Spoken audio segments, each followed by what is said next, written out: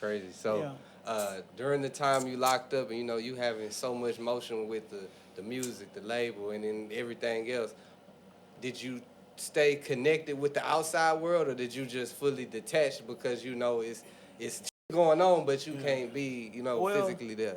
going through what I went through, speaking on this last time, right? Yeah, Going through what I went through this last time, only thing I could focus on was God.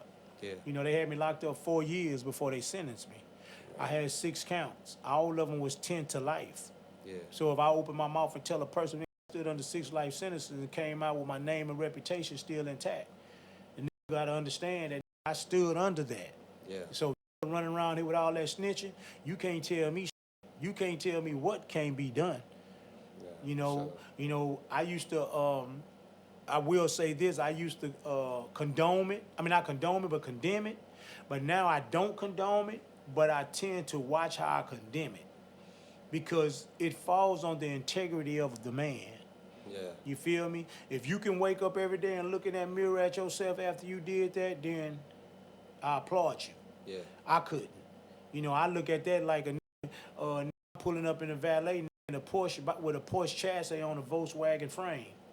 You feel me? Yeah, You pulling up clean and motherfucker, but you handing a Volkswagen key and then looking at you like when you come back ask for your car, they looking for a Volkswagen. yeah. You feel me? So, that's the way I correlate that to. I couldn't do it. Nah, I for couldn't sure. drink from that cup. You know what I'm saying? Yeah. Because even if I would have came out, I'd have still been dead. Right. You Yeah. feel what I'm saying? So let's talk that Operation Wrecking Ball. Walk me down through there, Yeah. like the day that they close in on you and arrest you. How does that go? Oh, that was March 2019, and I had just got in the house probably about 3:45, something like that, and I had just got in the bed. All of a sudden, I heard the doors blow off the handle.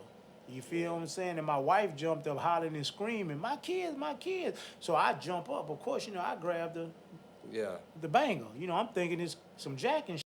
But as I was moving towards the door, my wife had already ran towards the door. I look out through the bathroom, I see the blue and red lights. So when I walk out in there with my wife and them, I just told them, oh, they here for me. It's just my mindset. Yeah. And they started screaming, come out the house, come out the house. So my wife and my 14-year-old walked out. And my 17-year-old, she's one of the scariest one in my my family, right? But I noticed with nobody but God, because if she would have left out, then people probably would have killed me, because that's how bad they wanted me. Yeah. And she walked out and she looked down at the stairs and the people screaming for her to come out. My daughter turned around and walked back in her room. So when she walked back in the room, they started screaming her name, telling her to come out. I went back in the room. So I was able to clean certain things up, put on my clothes, put on my shoes, and I walked back out. They started screaming for my daughter. She still ain't came out the house. Yeah. I went back in the room, changed my socks, changed my, you know what I'm saying? Yeah. So finally I come out and I walk out and I say, Aaliyah, come your ass on down here so these people can do what the they got to do. Yeah. And so she came on down. They put me in the back of the car. They went through the house, I guess cleared the house. Then they came and got me and set me at the table with me and my wife and my 2 kids. And the police gonna walk up to me and tell me, yeah, Meechie, we finally got you. He was like, your guard can't get you up out of this. And I was like, I just looked at him. And then he was like, he said something. And I said, now God got me. Okay, well, like I said, your God can't get you out of this. And my wife had said something about me. I told her, just, man, shut the fuck up. Let me talk to these people. And the other, I was like, you know what? Fuck that shit. Fuck that shit. Take his ass out of here. We don't need him. His ass is gone anyway. So when I got ready to get up, he told my wife, yeah, matter of fact, you can come hug your husband. Y'all come hug your daddy, because it's going to be a long time before y'all hug him like this again. Matter of fact, his probation officer ain't even been born yet. You feel what I'm saying? But that's why I'm telling you, it was a tunt game. Yeah. Because the tunt didn't stop there. When they got me down to the federal building, I'm sitting up there handcuffed with my head down. Another officer walk up, oh, Mr. Meechie, we finally got your ass. But I got to admit, you something serious on this surveillance. We had to go to all types of new heights and technology to keep up with you.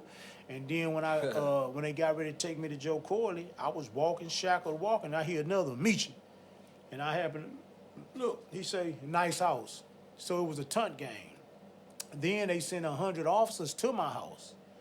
Then they sent another 80 officers to my office. That was my office in my studio behind a turkey leg hut. Oh. the one that burned down. Yeah. I sold that to Lynn. Oh. That Okay. building that Yeah. I the know front exactly what house you're was talking my about. office, the back house was my studio. Yeah. And they drove a tank through the front of the house, and they got on top of the turkey leg hut and blew all the windows out the thing. They sent 80 officers over there, and they told my artist Kilo, yeah, your dad ain't here, so anything we find in his house is on you. And one officer walked up and said, yeah, matter of fact, if his ass was here, I'd have probably killed this motherfucker. Yeah, Crazy. deep.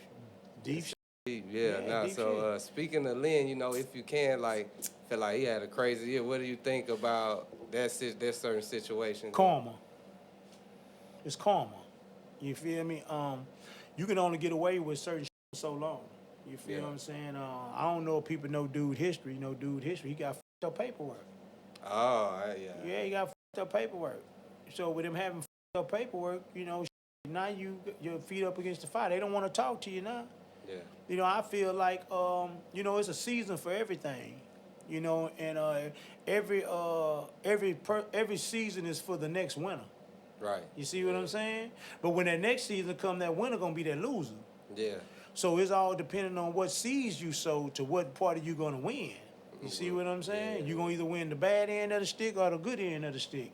And yeah, the bad gonna win for a little while, but it's gonna come to that streak gonna come to an end.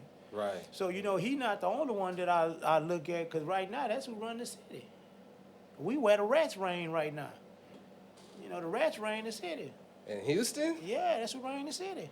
I done seen a couple posts where Listen, I ain't calling no names, but the rats reign the city. That's who got the money. All these niggas, these clubs, you know, y'all young, so y'all don't really know what's, you know, and y'all got a different understanding. And I told somebody was talking about the code of the streets.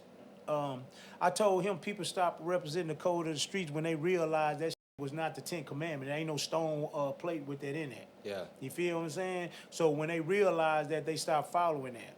So now in y'all age, my age, they didn't either fail to the prey, you understand what I'm saying, and became eating the cheese, or they're not there to teach a man about, it's not about the code of the streets, it's about morals and integrities. Yeah, being able They not here to teach that to y'all younger people. You feel what I'm saying? And that's where the lacking come in at. Think the internet caused part of that too? Because it's introduced so much gray area to, like, oh, well, he didn't all the way do this. He kind of did it like this. And Nah, I ain't gonna say that introduced. I think